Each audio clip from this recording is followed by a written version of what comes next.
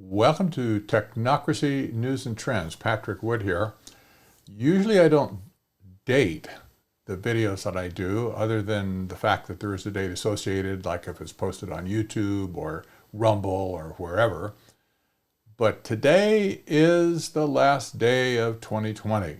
That is December 31, the year of the Lord 2020. This has been quite a year. I wanted to have a little fireside chat with you tonight, and I figured that maybe, since nobody is out partying, supposedly, for New Year's Eve, not gathering together, and et cetera, basically New Year's has been canceled, just like Christmas. So maybe you have some time on your hands and you can listen to this video in the meantime and get ready for 2021. And I want to read a couple of things out of my book that were stated by Zbigniew Brzezinski way back in the early 1970s. And we're going to talk about some predictions for next year. And I'm going to talk about a couple of articles that just really caught my eye today, and I want to lay them out to you. First, let me say, just in case you only listen to the first few minutes of this particular video, I want to give you 10 of my forecast for 2021, and this will not surprise you by and large, I am sure. But number one, I want to say that technocrats will remain in charge of the global narrative. They are currently very much in charge of the global narrative, and that will continue. Number two, lockdowns and mandates will continue through 2021 and get worse, not better. There will be no relief this year, because there are more and more variants of the virus being declared. And even they say now, if you get the vaccine, that doesn't mean you can't stop wearing your mask. So you must continue to wear masks, do social distancing, et cetera, no matter what. Number three, the global economy for small businesses will continue to be crushed. This has only begun. The damage, the real carnage is yet to come, and it probably will come mostly in 2021. The lockdowns will continue sporadically around the world, and since the world has been knitted together in a very complex network of supply chains, etc., any kind of a lockdown in Europe, for instance, or in Asia somewhere, directly affects the U.S. economy as well, so they're not separated anymore, where they are insulated from each other. Number four, global resources will continue to be gobbled up by the technocratic oligarchs that are currently controlling the narrative. This is what this was all about from the get-go, is accumulating the resources of the world into the hands of a few. That would be the technocratic elites that want to run the entire economic system. That economic system depends upon the resources in the world, and it depends, of course, on energy and how energy is supplied to the economy. Things get made, et cetera, and used up. And they want to control that entire mechanism. So expect that global resources will continue to be gobbled up. Number five, wealth destruction for the middle class will be enormous. This is a very difficult thing to say, because I know so many people are concerned about their position in the world right now. They've worked hard perhaps for a living. They've started a business some years ago. Maybe they've been very successful or not so successful, but it's still their business. And they're concerned about what's coming. Well, what's happened this year is that the global economic system has been intentionally crushed by these technocrats who know that in order for their technocracy to operate, capitalism and free enterprise must die. This is exactly what's happening. It's getting crushed globally. That will continue. And so the wealth destruction of the middle class has just begun in 2020, is going to continue. It's going to be enormous. We know that in some states and some local areas around our country, as much as 40%, for instance, of all the restaurants have already gone out of business or are very close to it. And we know that small business across the country right now, which supports something like 80+% of our employment base, we've had about 25 to 30% already declare quits and hang up the old shingle or whatever and say, we're not going to do it anymore. We're out of money. We're just out of everything, bankrupt essentially. So look for wealth destruction of the middle class to continue. Number 6, wealth accumulation for the 1% will skyrocket. It already has during 2020. While the middle class and the lower class lost their shirt, the billionaires increased by trillions. Go figure. But this is the ultimate accumulation of wealth as it literally gets sucked out of society. This is going to, next one, number 7, is going to throw you a little bit for a loop. QAnon, which has been a phenomenon for the last several years, I believe this QAnon bubble is going to burst. And I believe that there's going to be a number of followers, in the hundreds of thousands probably, if not millions of followers of the QAnon movement, who will be extremely disillusioned when the things that they predicted would come true did not come true. It's just my opinion. I've dealt with these types of things all my career, going way back to my days with Anthony Sutton in the 1970s. And whenever somebody presents themselves as an anonymous source, this is what Sutton drilled into me way back then, don't ever listen to an anonymous source as being a source of truth. Now, the problem with QAnon, of course, is 90% of it has been true, more or less, at least, on the surface of it. But there's been a lot of other things in it that have not been true, and a lot of people have wasted a lot of time over the last several years listening to QAnon or Q and hoping that Q is going to solve everything and President Trump or whoever is involved is going to solve everything and save the day, and there'll be a giant perp walk and all these people that we hope would go to jail actually go to jail. Well, this hasn't happened so far, and it's likely not going to happen in the future. I could be wrong on this. You don't have to attack me on it, but I'm just telling you, I am suspicious from the get-go that any anonymous source that has something to say about anything should be treated with the utmost skepticism until they identify themselves, period. The next one, number 8, social media will be fully exposed for what it really is. And I think this has been building now for 2 or 3 years. We've seen it in the election cycle, and social media will be laid bare. That doesn't mean they're going to change, and it doesn't mean the government's going to be able to do anything to force them to change.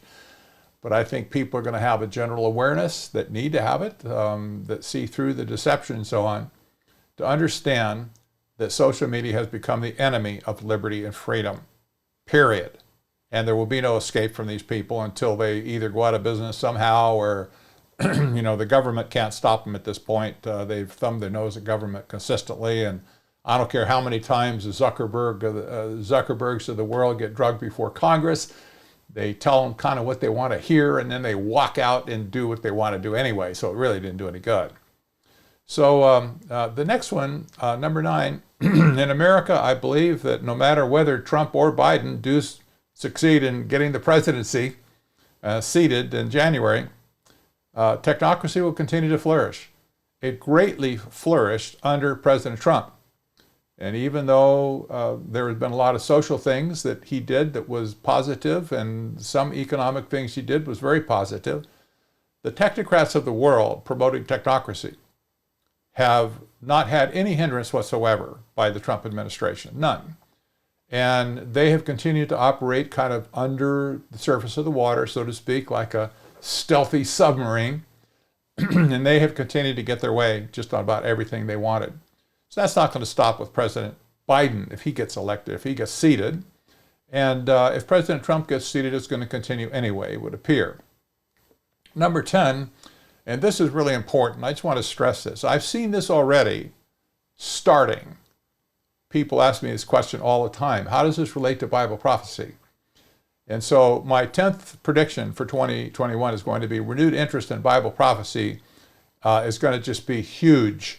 As the disillusioned people in the world search for answers. That is, what the heck is going on? And does it have any significance to Bible prophecy?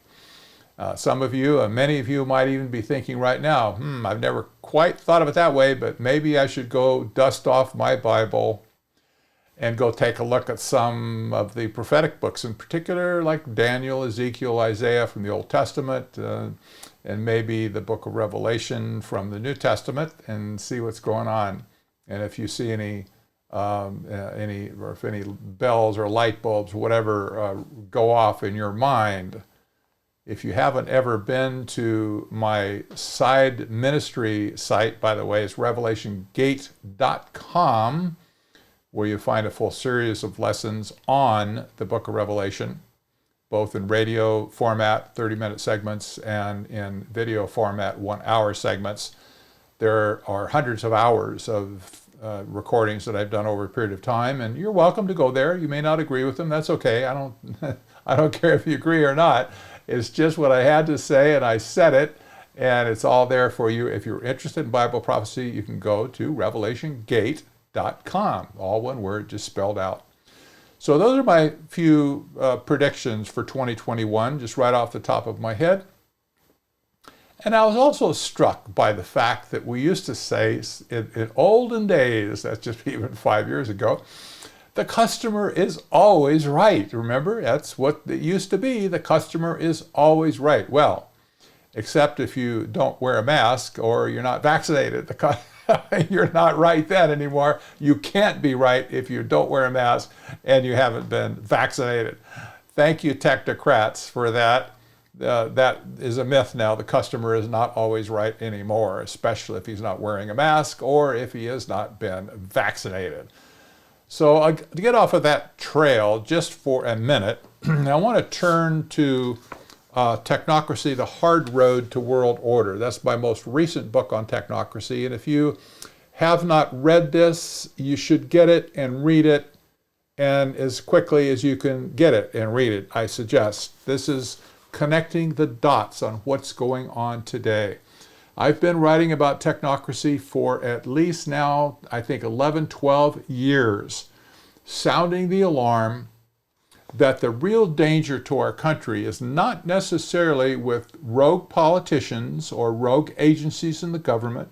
It's not necessarily from communist, Marxist, or socialist, although they are there. I believe most of them are just the useful idiots for the technocrats. The technocrats are the ones that stand behind the pseudoscience of the modern world, which has to do with climate change and now with the pandemic. These people are the ones that are in control right now, the scientists and engineers that are promoting technocracy. We see it in the Great Reset, the World Economic Forum, Klaus Schwab. Klaus Schwab is a class example of a technocrat, and he is promoting a technocracy doctrine that's been with us for decades. You all know that, well, you may know that I wrote the book, co-authored the books with Anthony Sutton in the late 70s and early 80s called Trilaterals Over Washington. It was about the Trilateral Commission. Zbigniew Brzezinski was a co-founder of the Trilateral Commission along with the late David Rockefeller. Brzezinski's actually passed recently as well. And Brzezinski was the genius behind the Trilateral Commission, which stated that they would create a new international economic order. They said it all over their literature. We read all the literature back in those days on them and stuff they wrote. It was the new international economic order. We did not understand at the time that they were talking about technocracy. It took a number of things and years went by, whatever, until I really began to understand it about 10, 12 years ago, and started relating their new international economic order to what we have today with the technocratic takeover of the world, the coup d'etat, as I call it, of the world. So Brzezinski back in those days wrote a book, Between Two Ages, America's Role in the Technotronic Era. I believe this was the book that caught the eye of David Rockefeller, and they teamed up together. It was kind of the beauty and the beast, I call it, where Rockefeller had all the money that he could possibly want. Brzezinski was an academic at the time at Columbia University. Academics, made a pretty good living, I have to say, but when David Rockefeller said, hey, come with me, we're going to be a team and we're going to create this new international economic order. Well, it didn't take long, I expect, for Brzezinski to pack his bags and move into wherever he went to get together with David Rockefeller to pursue the interest of the Trilateral Commission.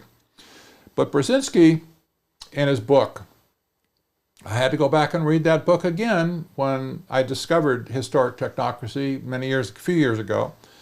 And I just want to read you a short quote from my book, which is on page 162 of this book, Technocracy, The Hard Road to World Order. And I wrote, starting to preface the paragraph, his quote, although he explored multiple scenarios in his book, one picked up on the, quote, gradual appearance of a more controlled and directed society when he wrote, quote, now this is what Brzezinski wrote in his book on page 252, and he said, such a society, you see if this rings a bell with you today, such a society would be dominated by an elite whose claim to political power would rest on allegedly superior scientific know-how, unhindered by the restraints of traditional liberal values. This elite would not hesitate to achieve its political ends by using the latest modern techniques for influencing public behavior and keeping society under close surveillance and control. Under such circumstances, the scientific and technological momentum of the country would not be reversed, but would actually feed on the situation it exploits. Can you grasp what he said?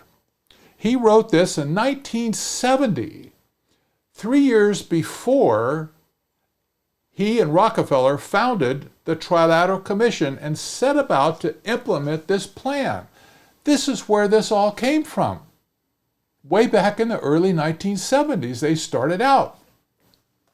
The new international economic order, as we know now, was fed to the United Nations in 1974, which passed a resolution to that effect, that they also would be fostering a new international economic order, and they took after all the things that we see today. You know, the World Health Organization, for instance, is at the head of the entire policy disaster of the pandemic, which I call the Great Panic of 2020. So we see, go back in history, you don't have to be a historian or a rocket scientist to understand what's going on today. This has been happening for decades, and nobody's recognized it for what it is. And because they have not recognized it for what it is, they have never been stopped.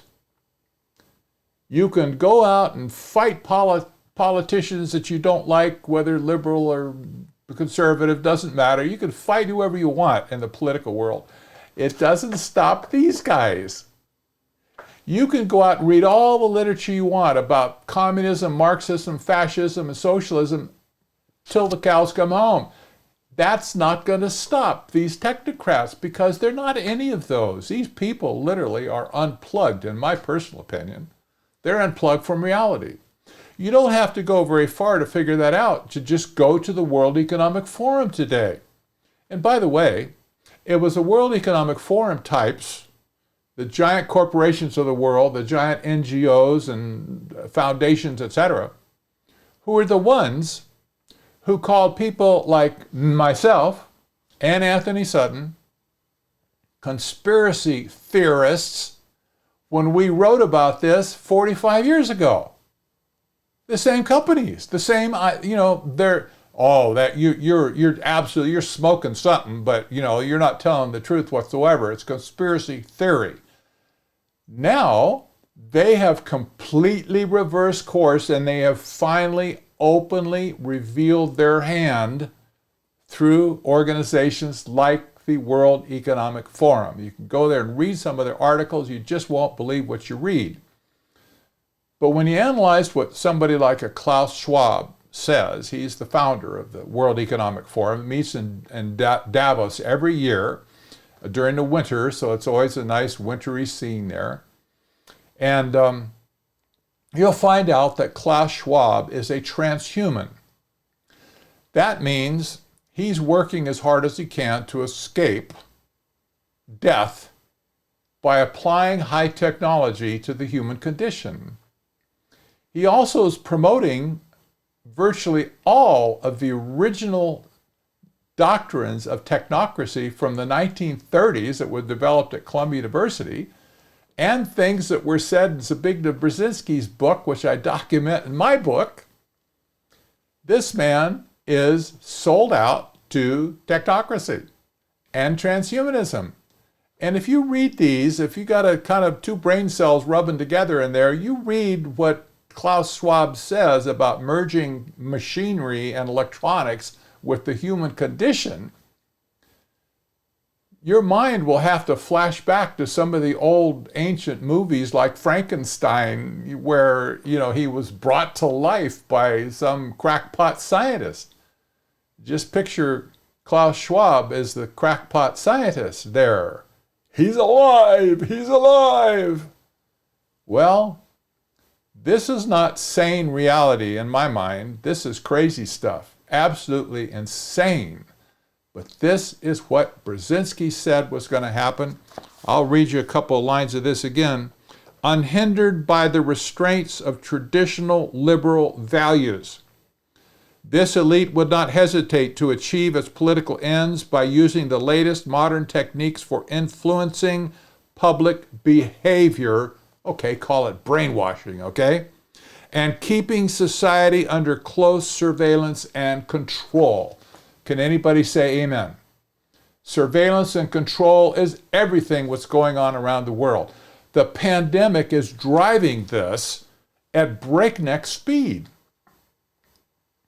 We see airlines now maintaining no-fly lists for people who refuse to wear a face mask. Next is going to be those who don't get a vaccine. This is going to just stop people from traveling if they don't want to wear a face, or they won't refuse to wear a face mask. But you're going to soon find out that you won't be able to enter a government building if you don't have a face mask or if you don't have a vaccine. And this will never stop. There's no end to this, because even now they're saying there's variants. Ooh, there's bad variants. The virus is mutated. Well, how many times? They say, well, it might be dozens of times it's mutated. And the mutations, they say, are worse than the original virus. You see, this is a permanent thing that's going on here. There will never be a time when a virus does not mutate. That's what they do. They've done that since the history of the founding of the world. Viruses mutate, sometimes for the worse and sometimes for the better. Man cannot control a virus, ever. They never have before, any more than man can control the weather. Man can't control the weather. He's tried, can't do it.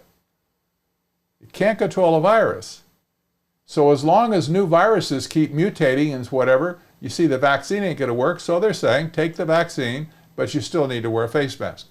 Well, when do we get to take a face mask off? Well, when the virus stops mutating. Well, what is that? Well, viruses never stop mutating.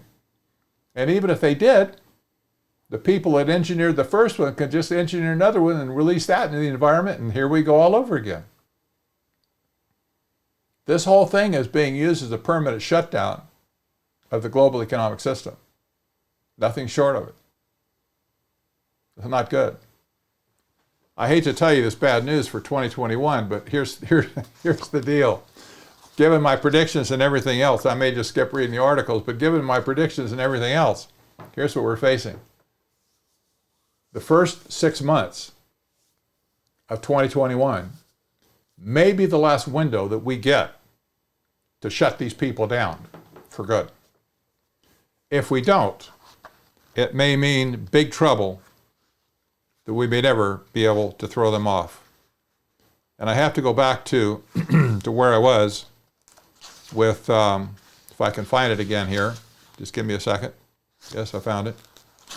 You may go back and remember the author of Brave New World, Aldous Huxley, wrote that book in 1932 when Technocracy was at Columbia University.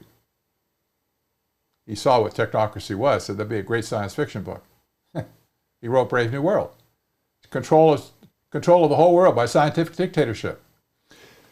Most people don't know that in 1958, the same Aldous Huxley wrote another book, and it was called Brave New World Revisited.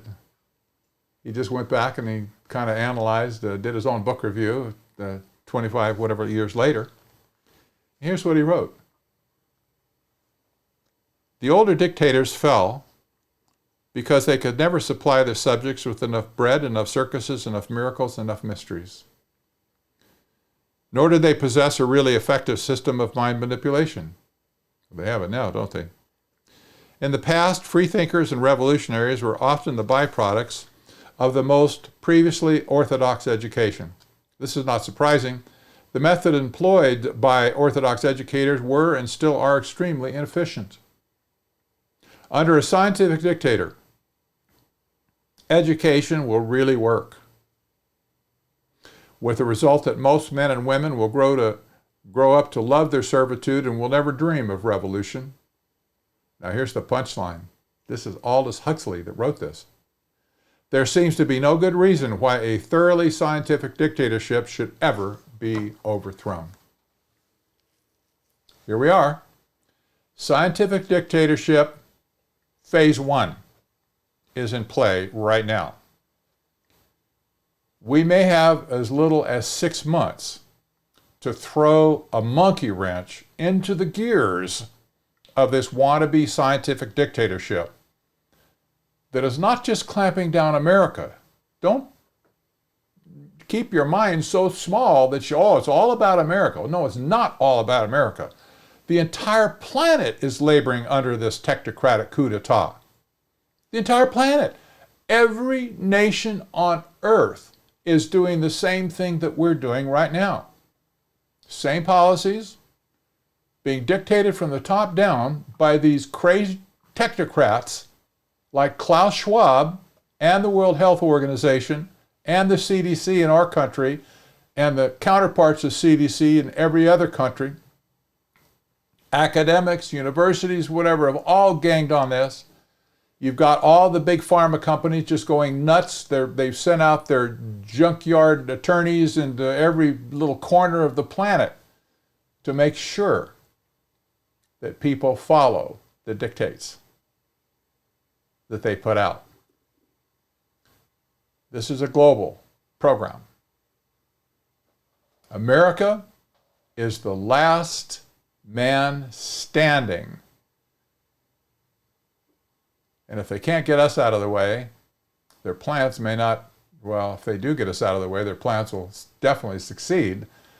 But if they cannot get us out of the way, if we reject this technocratic program, we will, as a nation, throw a monkey wrench into their global plans.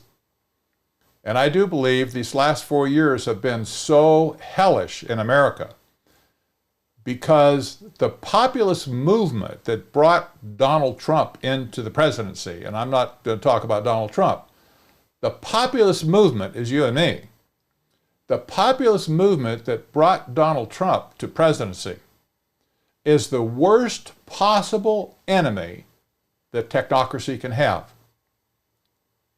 They had the same problem with Brexit in Great Britain. The Brexit program to pull out of the EU, of course, was a populist movement.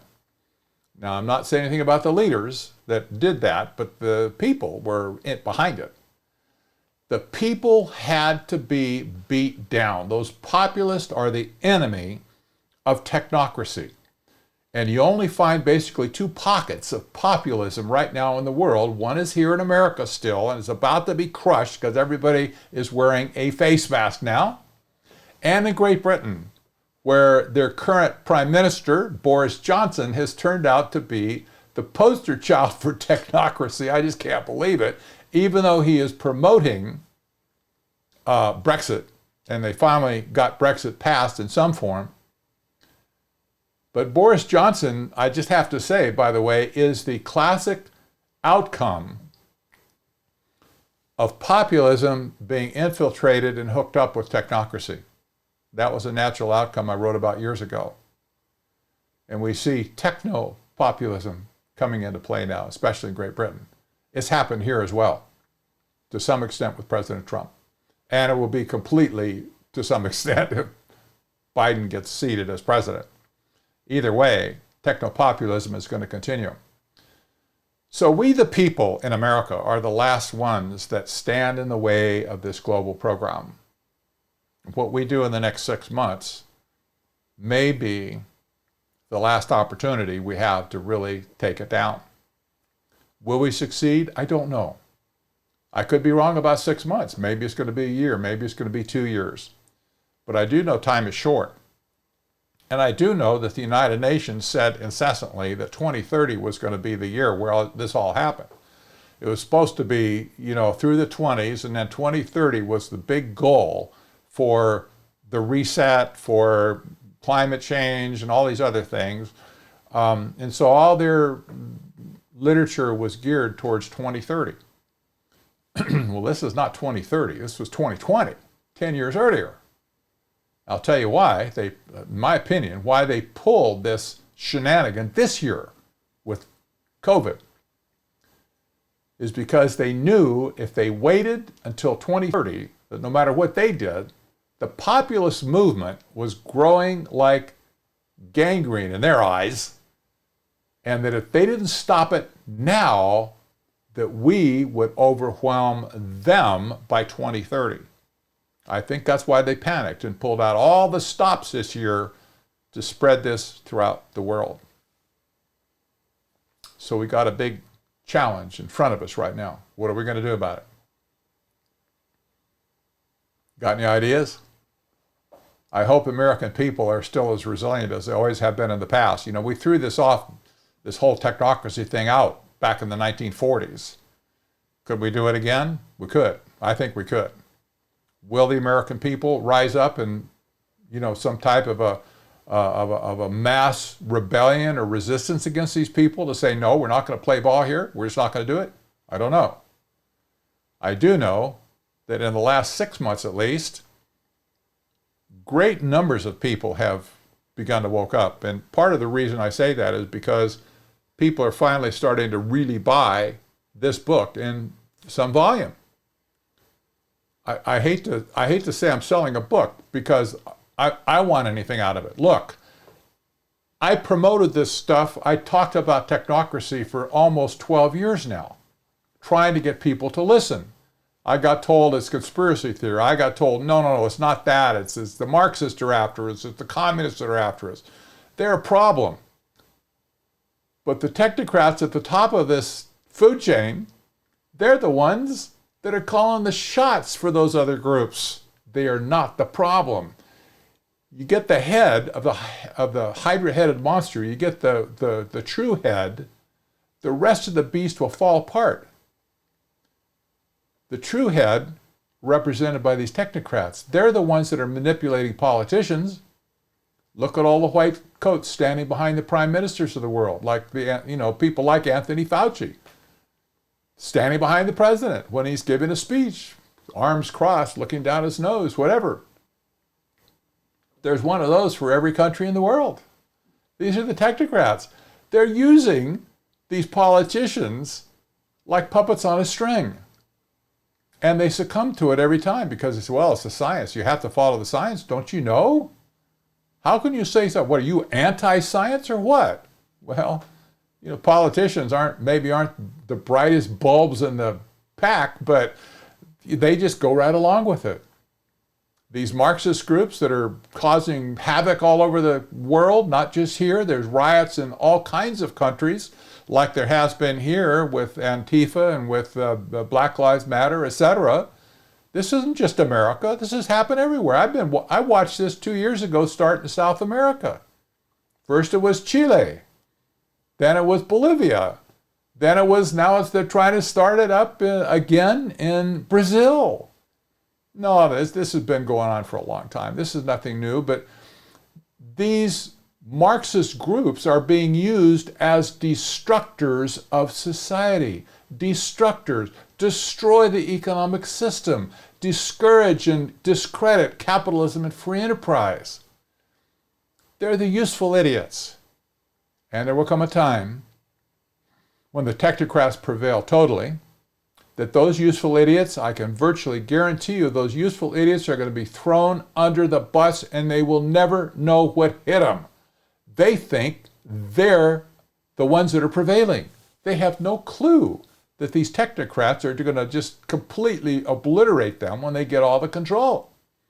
When the job for the underlings is done, they're going to just send them off. You're done. You're out. You have no position in our new system. I know people still look at me and think, are you crazy? Well, look, back in 1933, when FDR was coming in, the early Technocrat group was really going strong, and one of them wrote a book. And he wrote in this little book that FDR should declare himself dictator so he could just summarily institute technocracy. How would that look like? Well, they said dismiss Congress, dismiss the Supreme Court, basically get rid of all the political structure in America completely. White House, forget it. You don't even need a president after this. Just appoint some scientist or whatever, or engineer, to run the country, and they'll take care of everything else. You don't need politicians for that, they said. And they despise politicians. They still do. Or you don't think they despise politicians? Go look at the faces and testimonies where the Zuckerbergs and so on have been drugged before Congress.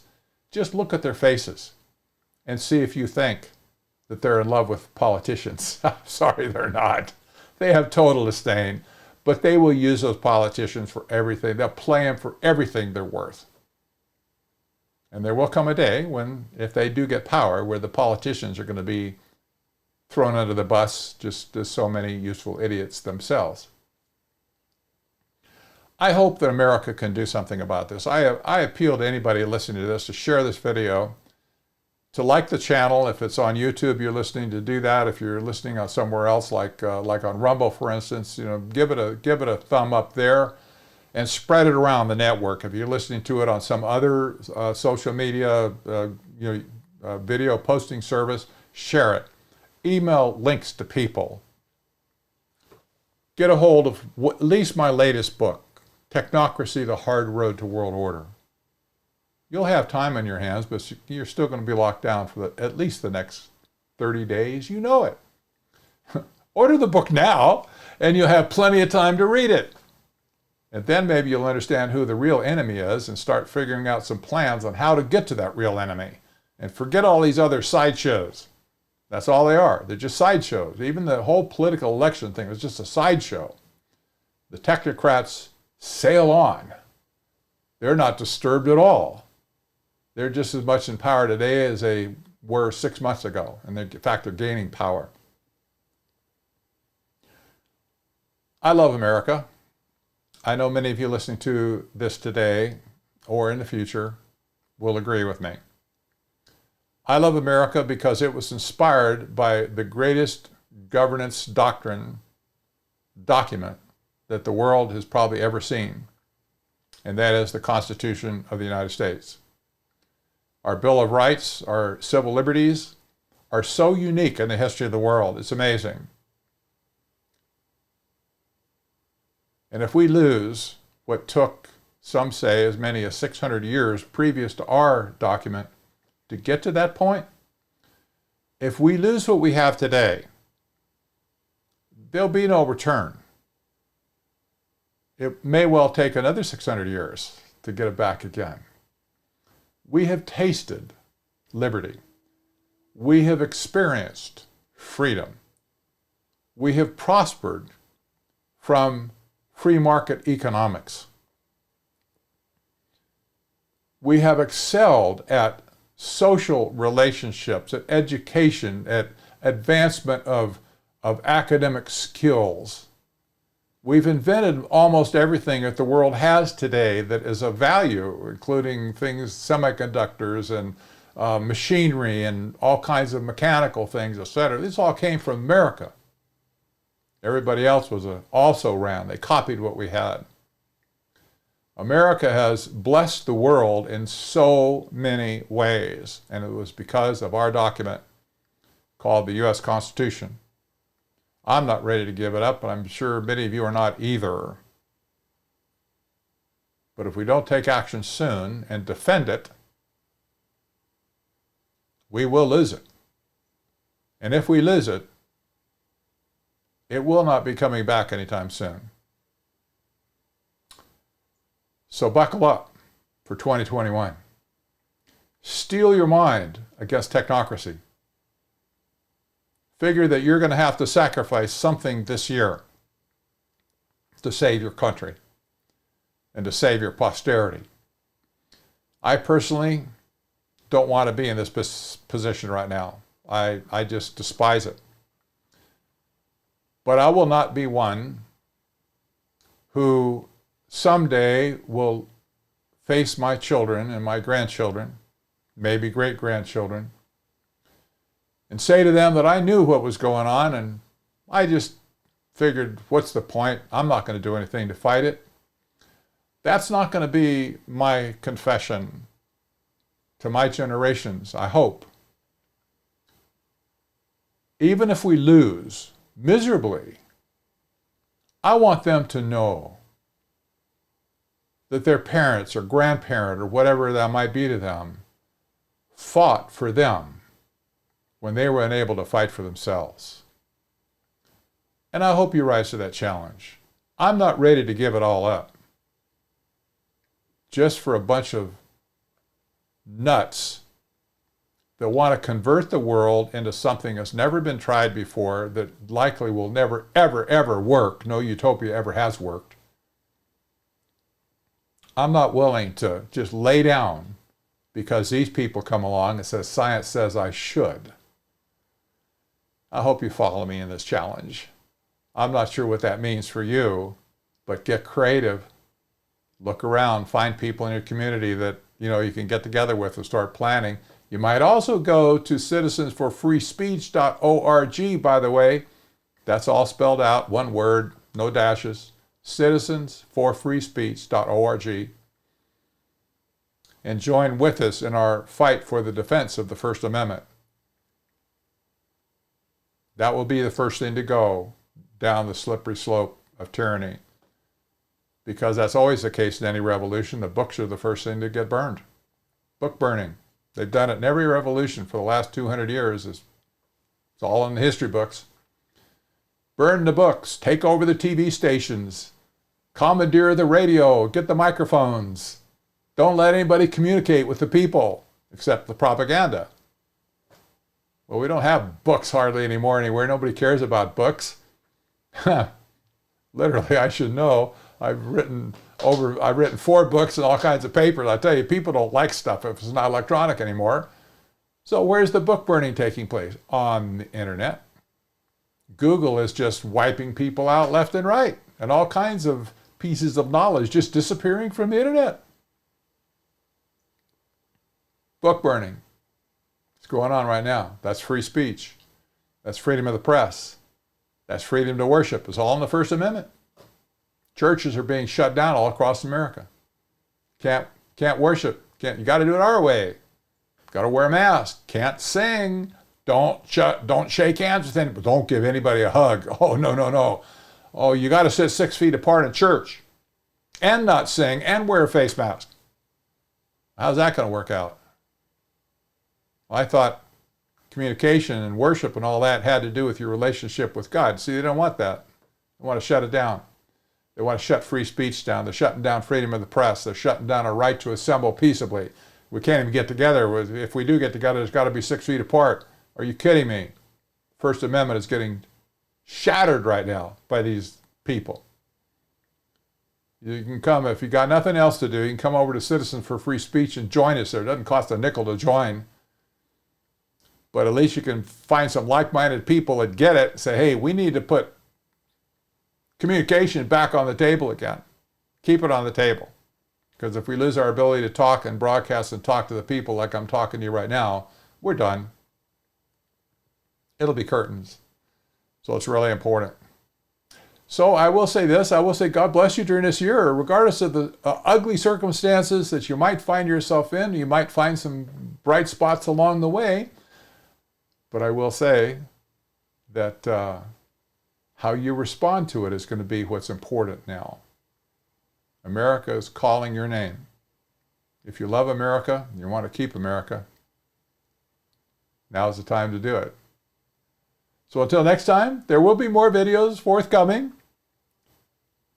I hope in the meantime you pick up a lot of new knowledge, renew your resolve to be involved in the battle, and then get on your walking shoes, get out there and do it.